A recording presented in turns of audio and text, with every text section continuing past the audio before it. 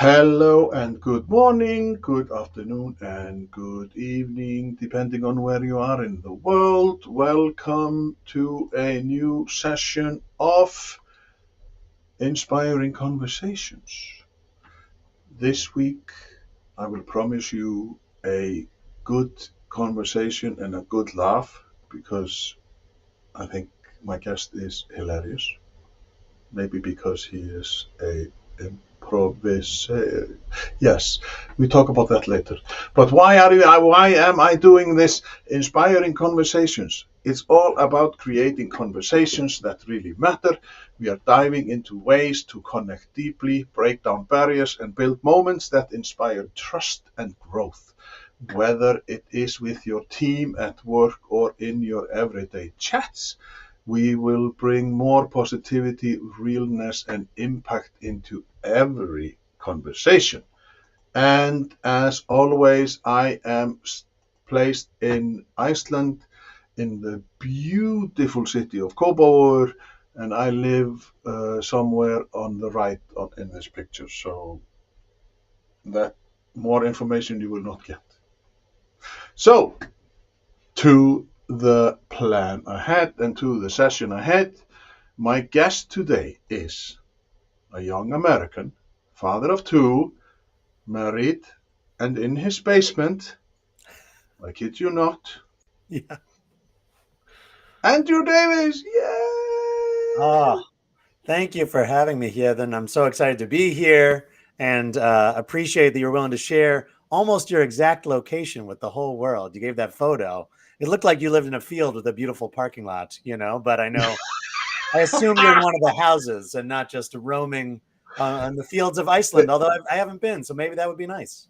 Yeah, but well, if I say I'm coming from Iceland, then the likelihood of finding me I think they're high. 1 in 10. Yeah, I don't know. Yes. So, Andrew, I was telling people that you were, because you don't have a book. My prior guests, they all have a book or something like that. Mhm. But you are a improvisationist. What Yeah, the heck improviser. are you? What Improvise. what am I? Yes. Yes, I'm an improviser. I love improv comedy and with Artly Working, really use improv comedy in the workplace to help people have stronger teams, happier people, and be more effective at the work that they do. So I love improv. And right now I'm just a book reader, but I'm working on my first book for next year.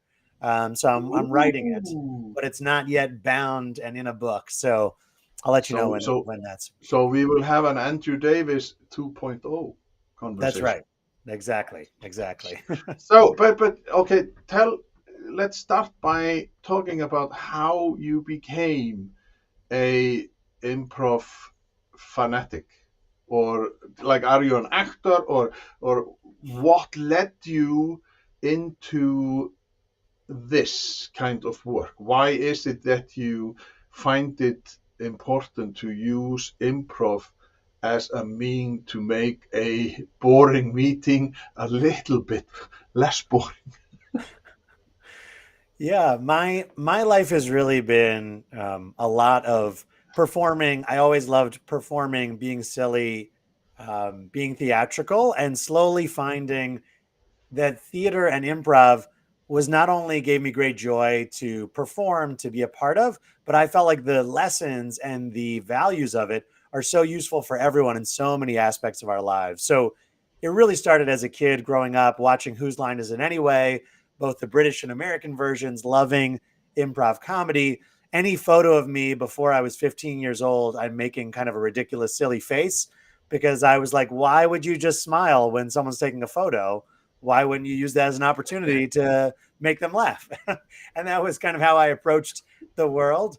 And I think in high school and college, I really found theater. And then I moved to New York City after college and found improvisational comedy, which is really about theater that's made up in the moment, storytelling made up in the moment, and working together collaboratively. And it was so transformational for my life, on stage and off stage, for how I felt about failure, about trying, about teamwork, about my emotions, kind of understanding myself so much better. And how I felt that could be really useful for everyone. And so my work in different arenas has grown out of the fact that I think an hour of improv can teach you more about yourself than a regular week in your life. And I really feel that because it's so different, it's so impactful, and it's so unusual, but in a fun way that you can't help but learn about yourself and laugh while you're doing it, which is why it's so great. And so, but your wife and kids, they are not made up. So you like, They're not made up. They're not here right now. My wife's at work and my kids are at school, so I can't show them to you, but they're very real. Yes. so your wife is not in the same business as you, or did you find her in the theater, or was that a totally like, because often people who are in theater, they or in this business, they meet their significant other, Yeah, it's and funny. Her work is not in theater. Her work is in children and Jewish programming with children, and we met kind of through that world because I do improv in the workplace. I also do improv for Jewish storytelling with my group, the Bible Players, and we met through that. But she was really a theater person growing up. She did all the high school musicals and choir and singing, so she's definitely a great performer in that way. But that's not her professional work. But we definitely are simpatico on that. Although improv was really my love. That's a little bit different. Yeah, I'm quiet now because I'm thinking about your, what did you say, Bible the group, Bible where, Players is my Jewish comedy team. Yeah, yeah. and you are improvisation of the Israeli or the old history, Yeah, so it's or some what? stories from the Hebrew Bible, which is like the Old Testament, the Torah, but really about the values in our day to day lives. And then we play improv Okay. games to think about how we treat each other that way. So we were talking a bit earlier about like some of those values. So, for instance, we have stories about there are three biblical characters that meet their partner at the well, and we talk about the idea of kindness. The Hebrew word is chesed, the kindness that brings them together, and how even though we don't meet our partners at the well today, it's that same kindness that brings us together. So then we play improv games to unpack how can we show more kindness to our siblings, to our friends, to our partners, to our parents. Um, how do we bring that together? So it's really similar in that it's improv towards values. It's just with a Jewish framework and some Hebrew words and Jewish values that I grew up with and was raised with. Whereas Artly Working is more for the workplace and different values, and obviously for lots of people who are not Jewish. So it's very different in that way. Yeah. Because I was just like, oh my God, he will be cancelled. Maybe he will, like, because sometimes improv tends to be like hysterically funny, isn't it? Yeah. Like you never know where you go, or are the rules in improvisation? Because oddly enough, I met a guy yesterday, like my friend, in a swimming pool, because that is what we do here in Iceland. We use the our thermo heated pools. Yeah. Like, Sure. it was shitty cold yesterday, but oh, it's so lovely to sit in a hot tub, like 40 to 43 degrees Celsius. That must be 100 Fahrenheit or something. Brilliant. And to my surprise, he had taken a course in improvisation because he wanted to explore how he could use that as a means of selling but not selling. Mm. Because you just ask, and I was like, okay, tell me one rule in improvisation. You are never allowed to say no. Mm. And Yeah. oh, how exciting. But our topic, just to, so people can, like, we are going to talk about from boring to brilliant, the improv secret to better meetings and brave teams. What if your meeting sparked connection instead of eye rolls? What if your team collaborated with more trust, more creativity, and a little more laughter? So, and as I mentioned, and I told him, like, wait a minute, I see you as an introvert. Like, I'm an extrovert. I knew the whole room before my wife like took even her coat off, like when we were visiting people or going to a party or something. So how is it when you go to a meeting where you know the business people are just like, Yeah. what are you going to teach me? So how do you loosen them up? How do you just say like, you're never going to say no, you will always say yes? How do they like? Well, explain me their faces when you say that. Like, Absolutely. So yeah, so with Artly Working, we've worked with over 100 companies, big and small, that people would know.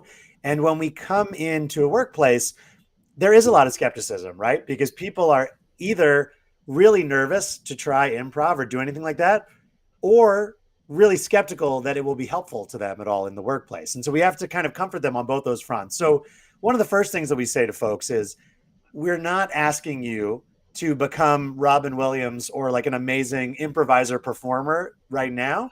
All we're asking you to do is notice where you are in your comfort level and just turn it like one little notch. Like imagine there's just like one little degree, right? So for your friend you were mentioning, here, then that's like an introvert. Maybe for them, it's participating at all. It's doing a scene at all will feel terrifying, and just doing it will be such a big accomplishment for them. For other folks who are more performative, it might be taking the lead, right? Or like coming up with the idea. So it's really just noticing and adding a little bit more. And when people are nervous, we really tell them improv really is for introverts. And one of the reasons I say that is because when people see comedy, they think it's all about being loud and funny and talking. And there's an element of uh, truth. But being a great improviser is actually really about listening. Because you're making everything up on the spot together, you have to be an incredible listener to build on each other's ideas, right? Otherwise, if I miss what you're saying, I go in a totally different direction, right? When you're telling a story about your friend, if I'm thinking about something else, I missed it. Now I don't remember. I can't remember the details. We can't build together. So introverts are actually great at improv often because they're more comfortable with listening first and participating later, right? With taking in the information and then processing it and jumping out. So it's definitely for everybody. And you mentioned saying yes instead of saying no, right? And this is a tough yeah. one.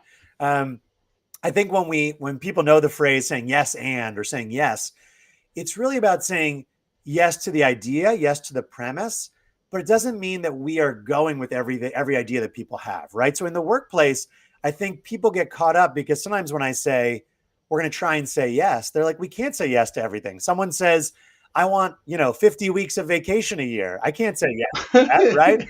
Or they think our next our next staff retreat should be like on a cruise ship for 2 weeks, right? And we can't do that. But what I say is, we're really trying to say yes and to the person, not necessarily just to the idea, right? So here, then, if we're like brainstorming and I say, where should we have our next party? And you say, I think we should be on a boat, Andrew, right? It would be very easy for me to say, like, no, yeah, then we're not going on a boat. Like, that would cost a fortune. We don't have a boat. We don't have the time for that. But what if instead I said, okay, yes, interesting idea. Like, tell me more. What do you think? And then you started talking more, and I realized, oh, you want to have something outside. We're inside too much. Like, let's go outside. When you say yes initially, it allows you to explore the idea more. And I think a lot of meetings, a lot of workplaces have a culture of no without even realizing it, right? They have a meeting structure where when someone has a crazy idea, the immediate response is like no, or like here's why no. Whereas if you can Uh-huh. build in the idea of trying to say yes first, doesn't mean you have to do all the ideas. You can't do every idea, right? But if you start with yes, you at least explore it. You try it out. And that's so crucial to having better meetings and better teams in the workplace.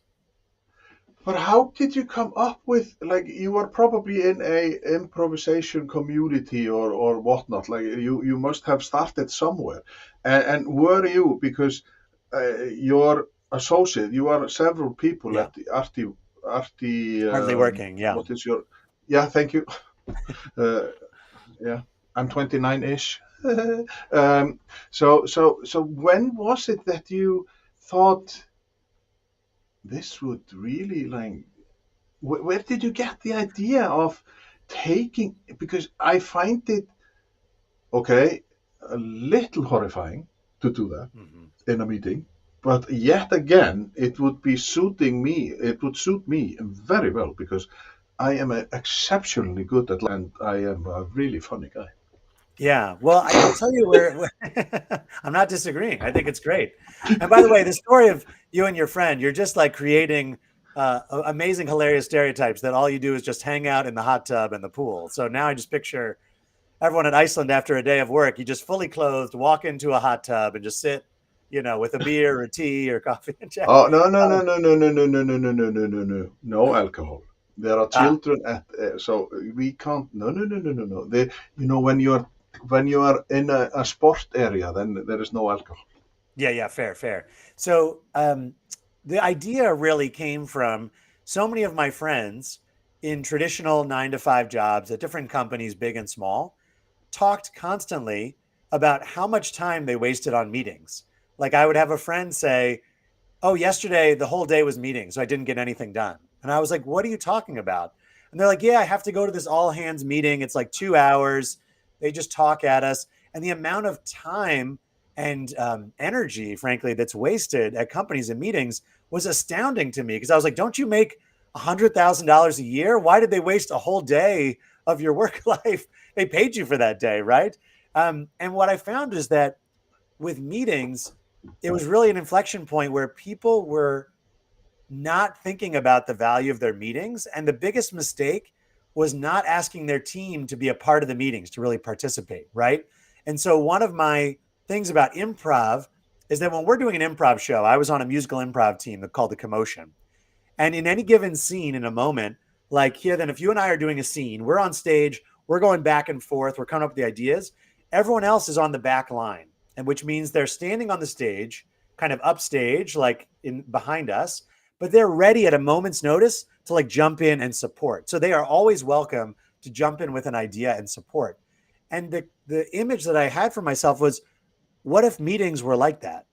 What if when here then you're presenting a slide deck at a meeting, everyone else at the table feels like I did on the back line where I'm waiting to jump in, like, how can I support? What would be the right question? What would be the right character, the right addition, right?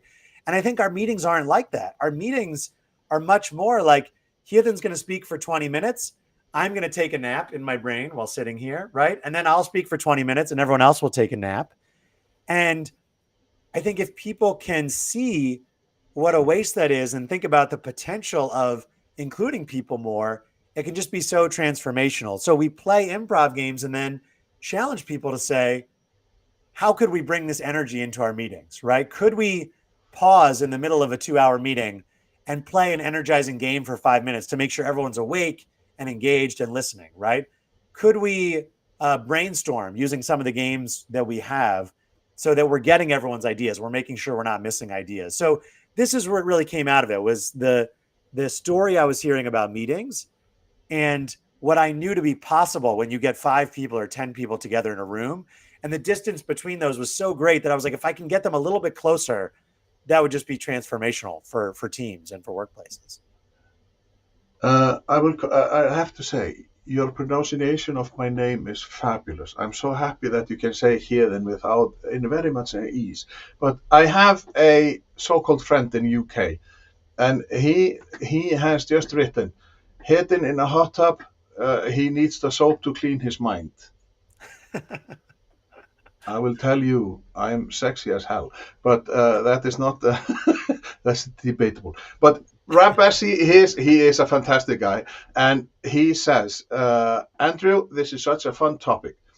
Hedin cannot handle improv as he lives in an area that does not need maps. He knows all the roads. It's like I live on a tiny island. Do you use it to break the ice in a meeting? How would you use it in a serious board meeting? Mm. Would you go into a board meeting and say, "Oh, you are so boring. Do something else"? Well, You Rob, have thank to you. train them first, or Yeah, no, Rob, thank you for the question and for listening and for teasing Heathen.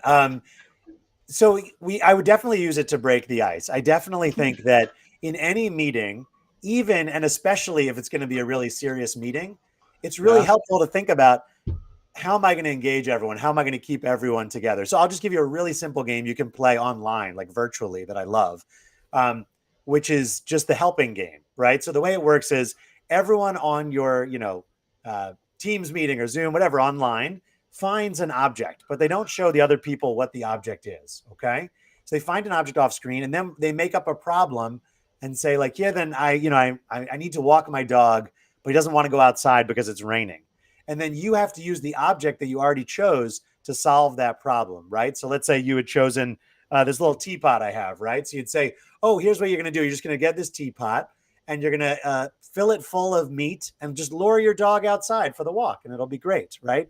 So you're using Uh-huh. your creativity to use an object you've already chosen to solve a problem that someone makes up. So that game you can play in like 2 minutes, but it gets people engaged, laughing, thinking about what's going on, and creatively problem solving. So that would be one I would love to like do to break the ice. And I think for a more serious board meeting, you'd think about what's appropriate. I'm not asking people to do something crazy at a more serious board meeting, but what if you had a moment in your board meeting where you allowed people to have more bad ideas, right? This is one we love to do. It's just like more bad ideas, and you encourage them to say, throw out all your ideas right now, and the worse the better, right? And just like more bad ideas so that people feel free to kind of give their big ideas, right? Let's say your team's behind on sales and you're having a really serious meeting about, like, if we don't sell more, our company's going to shut down, right? If you had a Yeah. moment of brainstorming and said, okay, everyone, 60 seconds, everyone come up with as many bad ideas as they can for how we're going to sell more next year and write them down. Just that would allow people to kind of think creatively, to free their mind a little bit. And it's not that we're going to do all those bad ideas, like I said, right? But we're going to say yes to writing them down, to encouraging those. And that can lead to a lot of transformation. Yeah, Or maybe there could be a diamond in one of those bad ideas, exactly. Yeah, because you exactly. never know, because most some of the most craziest ideas, when they are put in motion, then you have a great product or whatnot. But Right. how is it? Because when you meet people, when you go through, like when the mindfulness started and the positive psychology, and you were supposed to be in the, you have to be in the moment, and yada yada yada, and people were like, oh no, I'm not good at this. I Mm. can't breathe. I can't, like, and you have to, of course, you have to train yourself to do this. But how is it when people, because in my mind, sometimes people start very like, no, it's not me, it's not me, and then they are the best participants, because when they, like, let go of all the things that they thought they were, it's just like, uh, weren't you the person who said, like, no, no, no, no, no, no, I'm not like this? But Yeah, how, no, how how do you how do you get people to just like relax and just get on with it, like try to flow every, because we have, okay, no secret, I'm a child of an alcoholic. Maybe I was like this one, and children of alcoholics, they are very varied and whatnot, and there are some values or stuff that they are allowed to do, and something is not allowed to do, and you are supposed to be like this and that. And one of the thing is that you are not in some dream world or whatever it is. Like, how do you challenge that, or how do you get people to step out of the role that they are used to or they are stuck in? mm, yeah, it's very hard to shift human behavior when we're stuck, and we're often stuck a lot. So when we come to teams and to companies, I really try and make people feel safe to play, right? And that is Yeah. really, as an outsider, I let them know, like, I'm not an expert in your field. I'm not going to promote or fire any of you, right? We are here to connect and to learn new skills and to practice together. And I encourage people that improv and these skills, sometimes people think these are sort of innate, right? Like Andrew and Hyeden are just like funny guys that love talking. So this was easy and it's always been true.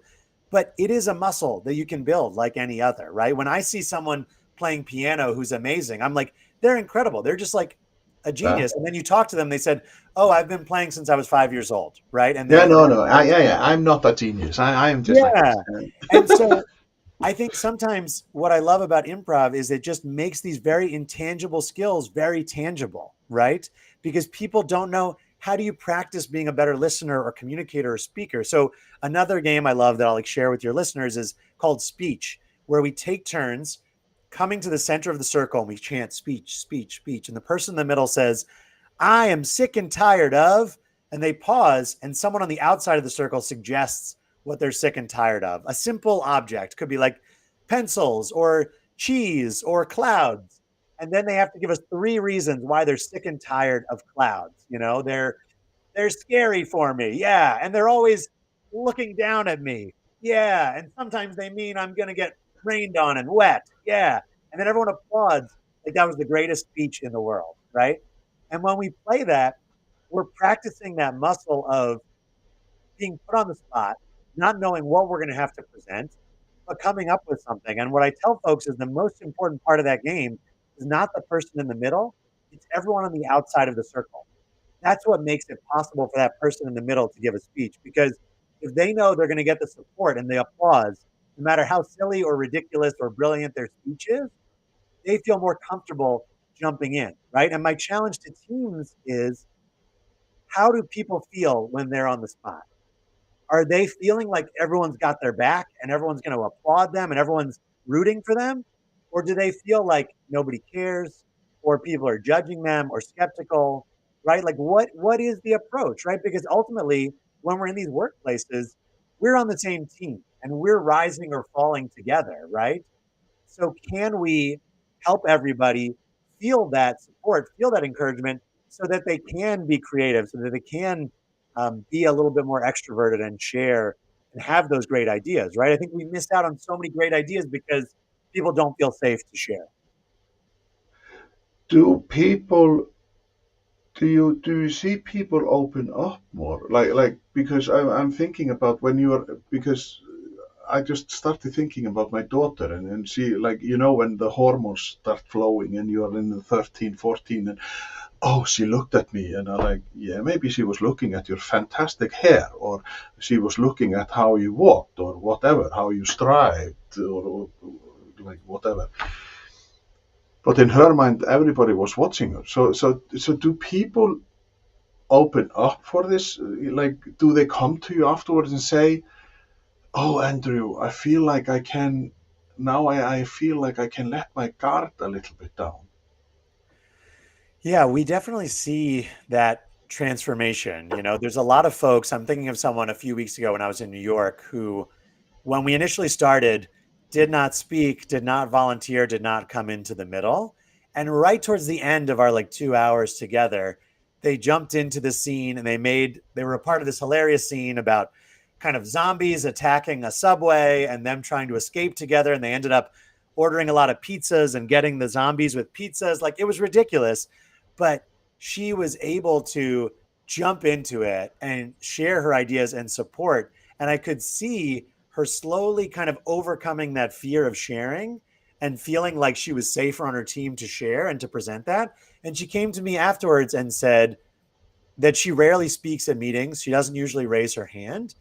And she thinks that the next meeting they have, she's really going to try and raise her hand and jump in and share something because she felt a little bit more secure. And I think it was because of that opportunity to play and that opportunity to try. And one of the things I love about improv is that I say it's a really great way to have something that's low stakes but feels really high stakes. Right? A Yeah, lot of the problem in life is that we encourage people like you should speak more, you should present more, you should talk to strangers, but all those things feel very high stakes and very scary, right? And so improv is a place where we're asking them we're just playing, we're just making up scenes. There's no stakes to it. You can't be wrong. We're just being silly together. No one's going to remember it. But it still feels very high stakes, right? So you get that experience, like in the speech game I mentioned, of that adrenaline rush and that fear.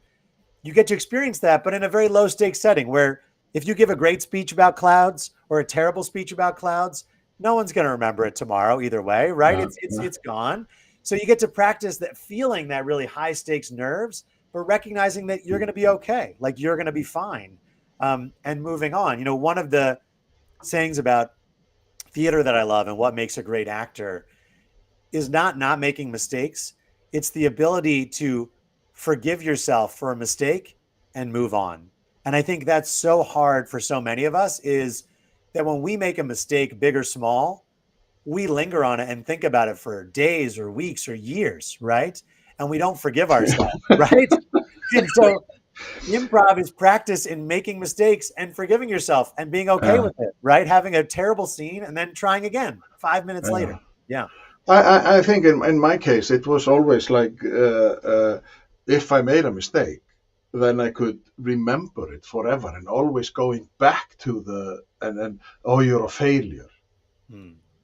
and you can't Yeah. do it or you can't do this or like the story my story is that in school in elementary school, oh did you get a 7 out of 10? Why Hmm. didn't you get 8 or 7.5? And then you came home with 7.5. Why didn't you get an 8? Hmm. And then I was always trying my best, but the response was always to, why didn't you do better? So Hmm. at some point, I just said, well, this has absolutely no meaning in my life. I don't care. I have to do what I have to do, and then life will continue. Nobody asks you about your grades. Right. Right. Right. But Rap, he has another question, and that is improv something you have or something that can be trained? I mean, a technique that can be taught. So, because he is in the UK, is there a improv handbook? Are Hmm. you guys in the US better in improvisation than people in Iceland and the rest of the world? Because, yes, thank you very much. Because you are the world champions in basketball and whatnot. Like you have the World Series, and even though it's just your continent, like nobody else. So how is it something when actors they are learning they know they have to go through Chekhov and they know Hmm. they have to do blah. So is there something like where does improvisation originate from? Yeah. No, it's a great question. And Rob, thank you for the question too. I think it's definitely something that you can train in and something that you can study. I'm thinking about, I have some of the books over here that I love, connected to improv. Where it really comes from as an art form is Viola Spolin is kind of the godmother of improv in a lot of ways, where it comes from acting exercises, activities, and games that actors played behind the scenes during rehearsal as part of their process, right? And the insight of improv is that the process might also be an amazing performance, right? I think the insight was what if we brought on stage what actors do to get to know their character, right? To explore in that way to come up with new ideas. So she really came up with hundreds of exercises that she did that encourage people to think creatively, to play, to act things out. And I think in modern improv, really Second City in Chicago and the Upright Citizens Brigade in New York were really codifying some of these art forms and some of these rules. The Herald is something it's a type of improv show that folks might know. The type that I studied in New York for many years is called musical improv. So we would have musicians playing alongside us and making up songs together in the middle of our shows, which was super fun. So I would say something in a scene, and the musicians, if they thought that was a good moment for a song, they might start playing, right? So if you and I were playing a married couple and I said, I've always hated you, and then they might play like da da da da da, and then that could be my song, like I've always hated you, but I married you anyway, or whatever it is, right? Um, And now I'm stuck with you. Right, right.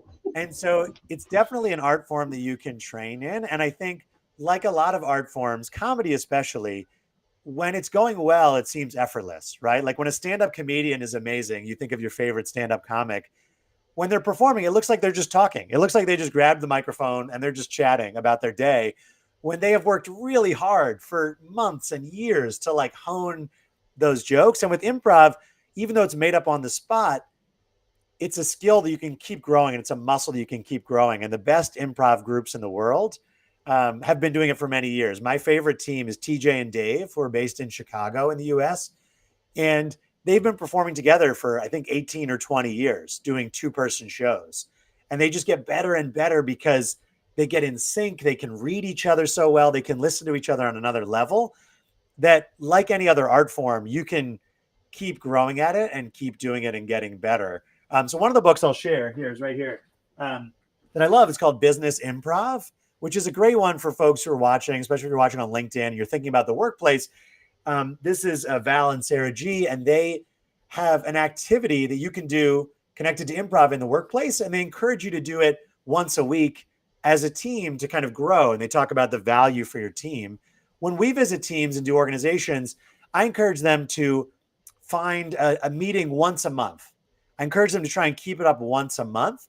Not that they have to play improv for like 3 hours once a month, but to have a meeting once a month where they incorporate some of the ideas of improv, of play, of listening to each other, of collaborating, of creating, to challenge themselves, to be a little bit better. So I think if you can incorporate, maybe it's the first Friday of the month, right? We have our Yeah, yeah. special meeting. I think that's doable, but also will keep that momentum and building that muscle for your team. When you say this playing or be creative on the spot, Yeah. because I'm a social educator and I was working in a social, I was in a youth club with teenagers from eighth grade to the 10th grade, like 14 to 16-year-old.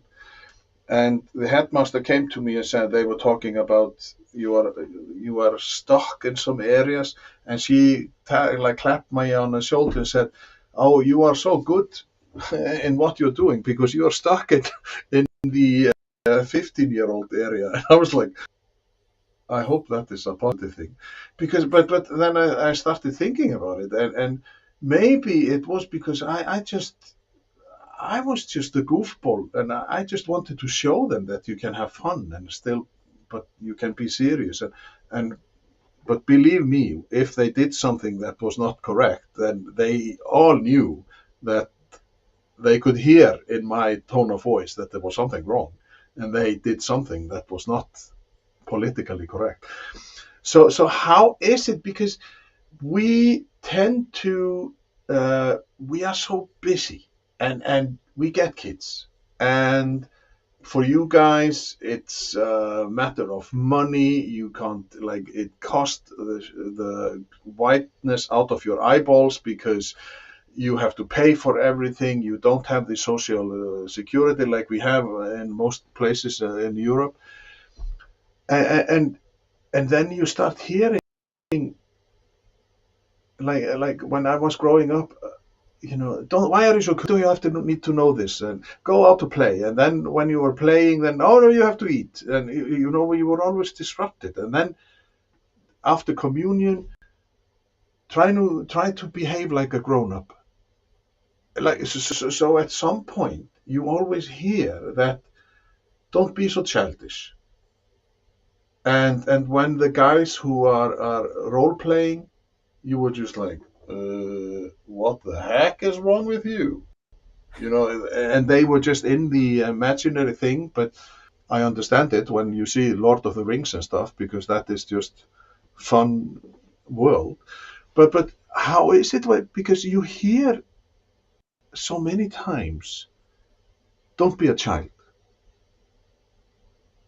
and you're like, and you stop playing, you stop having fun, because everything has to be so serious, and you are working, and you have to have your shirt on, and you have to have your briefcase. And then I was just watching the other day Baby Boom, a film with Diane Keaton, where she was a sassy businesswoman and she inherits a child, And it's a fun thing how her world just turns upside down. Oh, there was no room for a child and whatnot.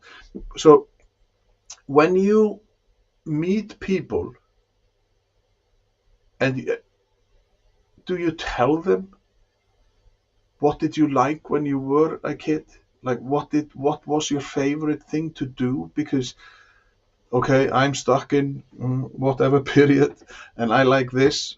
You like to play like improvisation and be on the stage and on whatnot. So how is it? Do you have to? Do we have to give people a permission to be silly, be childish, to be? Do you know where I'm going with this?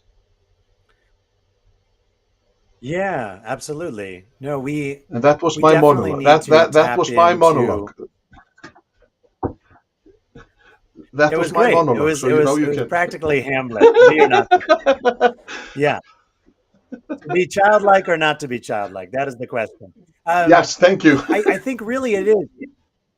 It's finding that childlike sense of wonder. It's not necessarily acting childish, but being childlike, right? And I think Yeah. play really builds trust. And this is what I encourage on teams is to think about the people in their lives that they trust, their friends, what they do together for fun. And it's because they play together, it builds trust, right? Whether it's they go hiking together or they play tennis or they play cards or, whatever they do, it builds trust together. And as kids, we all have this ability to play and be creative, right? And I think a lot of times I say we need to treat kids more like adults and adults more like kids. And what I mean is that Hmm. we need to remind adults they still have all of that creativity. It's just a muscle that they're not invited to share all the time. And I've thought a lot about how we lose this. And I think it's because as kids, we have this level of this is fun for me. I don't care if anybody else thinks it's ridiculous, right? When my Hmm. son is jumping around and making up games, he's not thinking, do people think this is dumb? Like this morning, I dropped my son off. He takes a bus to school, and it's getting a little bit cold where I am in Philadelphia in the US. And he's a little bit cold. So we do a dance party like while we're waiting for the bus. We play his favorite kind of pop songs and we're dancing. And not for a second does he think, oh, is anybody watching me dancing? Do they like my dances? Like, what am I doing? But as we get to be a teenager or an adult, we become more self conscious about that. Am I a bad dancer? Yeah. Am I doing it wrong? And we start to, without recognizing it, slowly kind of turn that off and say, I really shouldn't dance because it's a bad idea. And I think improv can reawaken that childlike sense of play and of curiosity where let's not worry about it so much. Like we're worried about something that isn't really there. A lot of times as well, I want to remind folks in the workplace, you are your own worst critic. You are your own harshest critic, right? We each judge ourselves so much and need to remind ourselves 99% of the time, people didn't even notice that thing that we think we did that was so wrong, right? I was at a Yeah. conference a few weeks ago and it was sort of packing for it. And I was like, oh, how formal is this? I don't know. They were at a dinner and I get in line for the buffet and I'm wearing kind of a shirt like this, like a button down shirt. And I'm like, that's fine. Every other man in the room was wearing a suit and a jacket, right? A jacket and a tie and a suit. And I had a moment of being like, oh my gosh, I'm wearing the wrong uniform. I messed up. Uh, This is really bad. And then 5 seconds later, I reminded myself, no one cares. No one noticed. Nobody cared. Nobody was giving me a hard time or like telling me I broke the rules. That was in my own head that everyone was thinking about it. Everyone was noticing it. Everyone was judging me, but actually nobody noticed and cared. And if anything, it was like, oh, Andrew's easy to find because he's the guy that's not in a suit and tie, right? And so it was just a moment of recognizing how often we give ourselves a hard time when no one else even noticed or cared, right? So I think the playfulness and like you said, the childlike wonder is so important. And for the workplace, we don't get that creativity and that creative muscle if we're not willing to play and try things out, right? And you think about the best companies, the best teams, they're willing to play and try things that might not work. That's how they become great, right? Like they think outside the box. They think of creative ideas that might be great, might be terrible, but they're willing to play because they're not shutting down that childlike sense of curiosity and play. But how like now I'm thinking about the social norms. People Yeah. have like if we would meet. No, I think I can say with safety that if you fart in UK, then that would be considered rude. Probably in the US too, because Yeah. you don't do that. But maybe here uh, in Iceland, like maybe this is just a icebreaker for conversation. No, okay, I'm being silly. What like because we have this, if you get 10 people in a room, they all have their set of rules from their Mm. respective parents or community and whatnot. I gather that maybe in your own church there is this set of values or norms that you like people have, like you are supposed to be like this, and then they go out and then there are another set of rules. So how is it when you have like the teams of 10 and they all have a mixed, oh, can I do this? And how do you break it? Because is improv like that when you're in improvisation? Like, are there these rules just like there are no rules? Yeah, it's a great question. I think there are still, rules of the workplace to like be respectful to each other. We often say to folks when we come in, don't do anything that will get us in trouble with HR, human resources, right? Like we're not asking you to be an insult comedian and insult each other at all. And I think the ethos of improv is really about collaboration and creating together. And that takes care of a lot of those differences, right? Because Yeah, you and I, right? Like, yeah, then like we're speaking from across the world. We're similar in a lot of ways and different in a lot of other ways. But if we're genuinely trying to collaborate and create together, we're going to find elements from both of us that work, and each of our strengths can be brought to it, right? So it's about, I think, finding the strengths on your team.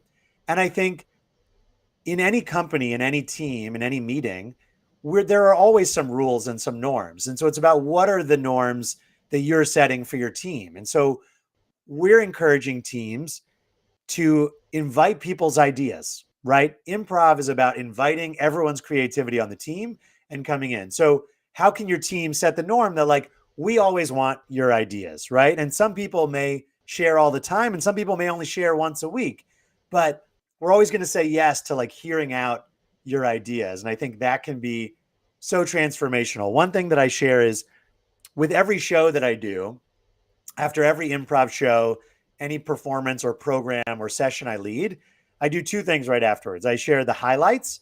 What was my favorite part? What was the best? And I think in a lot of ways, improv is all about lifting up what was good rather than lingering on what didn't work, right? Because like we don't have time for that. I always want to think about what worked great. And then the other things we do is EBIS, which stands for EBIS, even better ifs. So even better if. So we'll share what were the highlights of this meeting and what would make it even better if, right? Because that encourages folks to think in a problem solving collaborative way, right? It's not saying this meeting was my favorite moment was when we came up with a new name for this project, but this meeting was too long. It should be shorter, right? It was too long. hmm Too hmm long is like negative, right? How can we think it'd be even better if it'd be even better if we decided the meeting length based on the agenda of that week, right? So if we had a big agenda, maybe it's an hour or 2 hour meeting. But if that week's agenda is short, let's make it a 35-minute meeting, right? That would be even better if we make the meeting length based on the agenda. So if we do highlights and EBIs, I think it's so important. And again, that's a muscle of improv that we can build. Is like even after our conversation today here, then like I'm going to go back and say, what were the highlights for me of that conversation? And the next time I have a conversation, what would make it even better if I did this? Right. And so that mentality is really an improv mentality that can be so helpful for teams. And I think can slowly improve the culture of a team. Yeah, and it's a brilliant thing to just evaluate also, like, and in a positive way, not to get stuck in the negative thing. But Rab, it's like he is my only listener at the moment. So thank you, Rab. A great question. He So so he's all we need. yeah. He's all we So need. so Love it. So do you think the energy that improv brings to a situation moves beyond hierarchy, sort of levels the playing field? Because, and it's a great question, because if you have the layers are all like, because I was thinking about before, you were talking about this lady who came in and full force in the rest of it, and then did her boss call you and say, Andrew, what the heck did you do to this lady? She is unstoppable now. Like worst case Yeah. scenario. So are the leaders, are they also with, or are they always thinking about, oh no, I have to be in Kuala Lumpur right now, so I can't participate in the session. You know, are there all of them, or is the top brass also with you? Yeah, leadership and leaders really need to lead by example, right? And so when we're brought in for a Yeah, team, we always encourage the leaders, whether it's the team leader or the CEO or the executives, to be a part of the session because once in a while we show up and it's all the folks, but their boss says, okay, you guys have fun. I have work to do, right? And the message that that sends from the beginning is that I don't think this is really valuable of my time, right? Like this is yeah, just frivolous and I'm going to do the real work. So if you really believe in the value of your team, if you know that you can be more productive, have people be happier, have better retention, have better ideas and better productivity, then you jump into it and participate. And when we run programs together, everyone really is on the same level. And the yeah, ideas from an executive versus the ideas from the person that just started last week are taken at the same level. And I think that's so important because I think so often when I speak with leaders and do coaching with them, they don't realize how their power can affect the way people interact with them, right? That if you're the leader of a team or you're the CEO of your organization and you say, hey, does anybody have any ideas they want to share or any questions? You might think that you're being open to it, but because yeah. of the power dynamics, everyone listening is like, I'm not asking a question. I'm I not don't want going to them say to, anything. I don't want to say anything. Like they're going to think I'm dumb or I don't want to say anything that'll get me into trouble, or we're all thinking the same complaint that this is a terrible idea, but I don't want to say that. And Yeah, so recognizing that and thinking about how can you actually make it so that you're a team? Like what could you do? Could you say, hey, just a reminder before we end the meeting, we've always got like our anonymous feedback box. And if you want to like put a note in there, you know, there's never any consequences. We're not going to ask who said it. But like if you have a question, but you don't feel comfortable sharing it out loud, please put it in there, right? Because a lot of times we say we want ideas or we say we want questions or we say we want feedback, but our actions and our behavior and our tone yeah, tells people the opposite, right? And they know it's the opposite. And so for leaders, I think that's so important. And seeing those hidden skills on their team. I was leading a session last week, and we often love to do an activity where teams create a commercial together that they perform, not for their organization, but for like their team, right? So if we were working with a team at Netflix, right, it's not for Netflix as a company, it's for working on their particular tech team that's part of Netflix. And I asked them, it'd be great if you guys created a logo for your team. Does anybody like drawing? And like no one's hand went up, nobody was interested. So we kind of moved on. And then I saw this woman go into the corner and just start drawing on this, board we'd brought. She ended up drawing this amazing drawing of like a ninja doing a backflip over the earth. And it was so amazing. And everyone was blown away. And they were like, we had no idea you had this artistic talent because it wasn't connected to her day-to-day job. Right. And so that's the other thing that the improv yeah, mentality does is it invites people to bring their full selves and bring all these talents which are just sitting there, they're fruit waiting to be plucked off the tree. But your company is telling you, no, that's not your job. So like, don't worry about drawing anything. That's not your department, right? yeah, When really this was so brilliant, and they ended up loving it, and they all hung it up in their like break room to remind them of their amazing team. And it was such a gift to their team that did we not do this activity together, they never would have found this talent. It was amazing. yeah.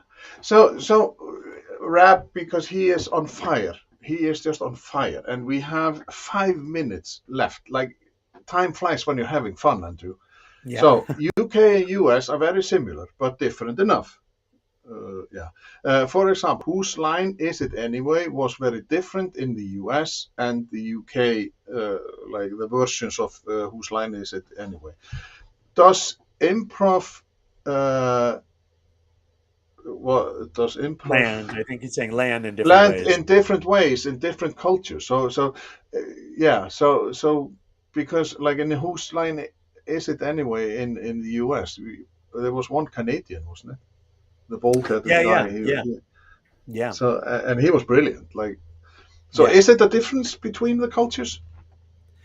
Yeah, there definitely are huge cultural differences. And some of the teams we work with in our remote era have people from all over the world or coming in from different places, right? And so for me, it's about bringing my improv skills of listening and being in the moment and seeing what people need and talking to their managers about what they need. So some teams, if they're from a similar culture and they've worked together for a long time, they might just be ready to jump in and we can kind of go to like level 2.0 almost right away. And for some teams, the whole idea of creating, being silly together, playing together is terrifying. And so the whole time I'm just working on trying to get them just comfortable enough to try it, right? And comfortable enough to listen to each other. And to get through some of the language barriers that sometimes happen as well, right? If we're all communicating in English, I recognize that sometimes on teams, that's not the first language for half of the people in the room, right? And so that's a big cultural Hmm. challenge and difference. And so it's really about recognizing where they're at as a team, and like I mentioned earlier, just moving them one tiny notch towards working together better, towards collaborating together better. So those differences are real, but I think these activities are valuable for everyone.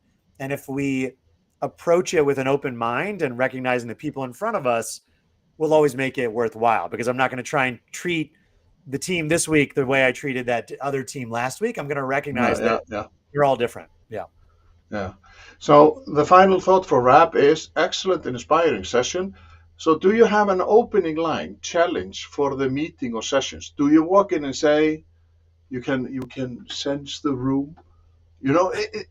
Every time I was on stage, because I was in the communal theater here in Iceland, and you could sense that the audience, they were like different from time to time, and you really had to work. Sometimes it was just one joke and the audience was with you, and then day after it was just like they were just like a fort that was just like it was really, you had to pull the laughter out of them.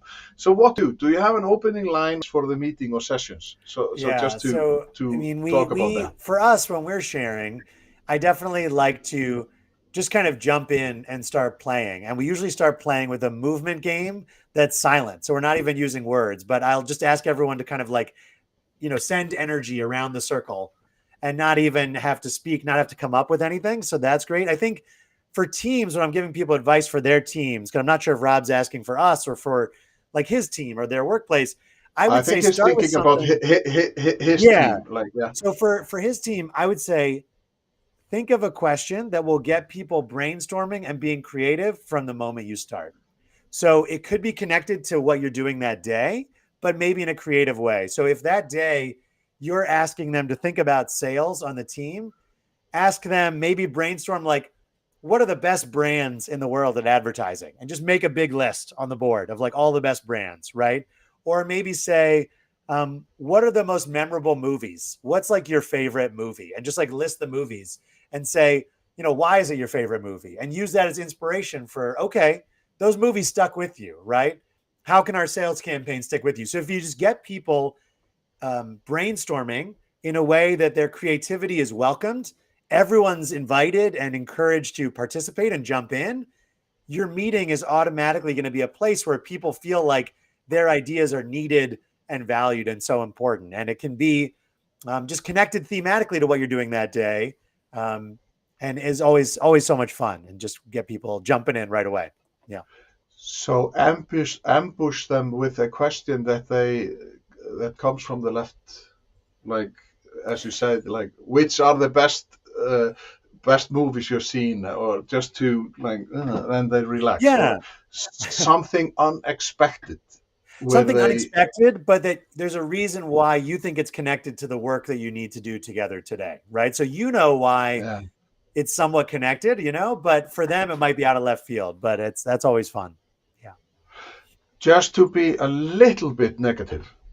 Yeah. The worst case you have ever, like, have you had a disastrous, like you were just like, oh my God, where have I landed? Is this in the land of negativity? Or like, have you encountered a session where you were just like, whoa, like the audience?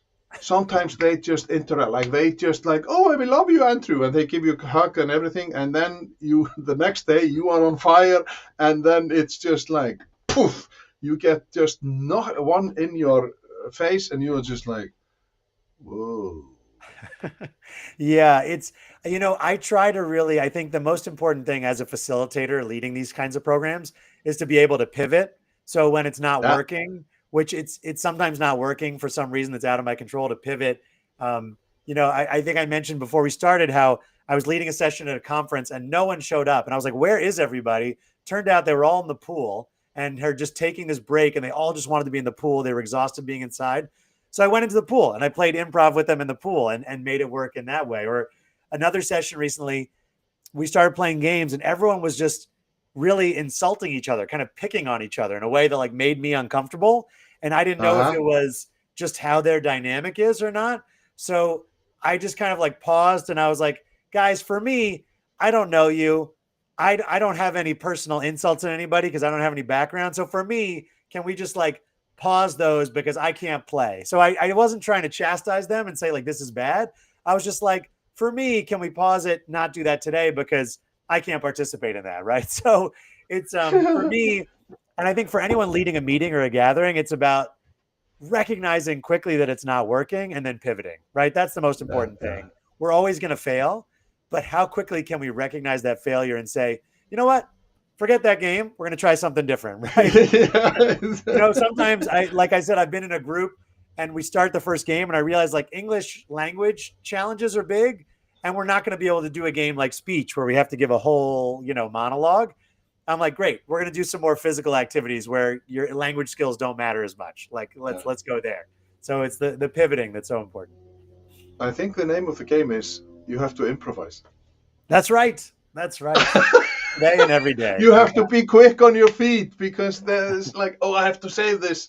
So we have to stop. So it has been a wonderful session, and it's just like amazing to find amazing people who are doing amazing stuff. And I hope people who watch this they find some inspiration in this and just open up for the play, like their inner child, if you say so. Like because we have to play, we have to be like we can't be serious all the time. And on the bottom of the screen, like I'm telling people that they can find you on LinkedIn and Facebook. You have a website, it's called artlyworking.com.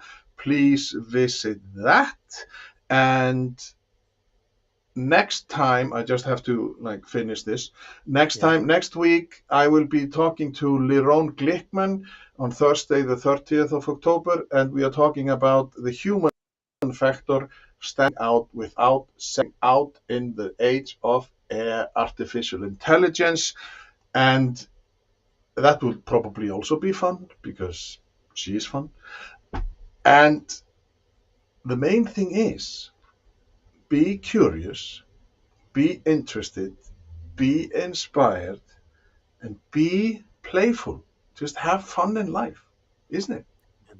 Yeah, that's right. And just, you have been awesome, Andrew, and it has been so much fun. Thank you Thank very you. much. Thank you so much for having me. You're welcome.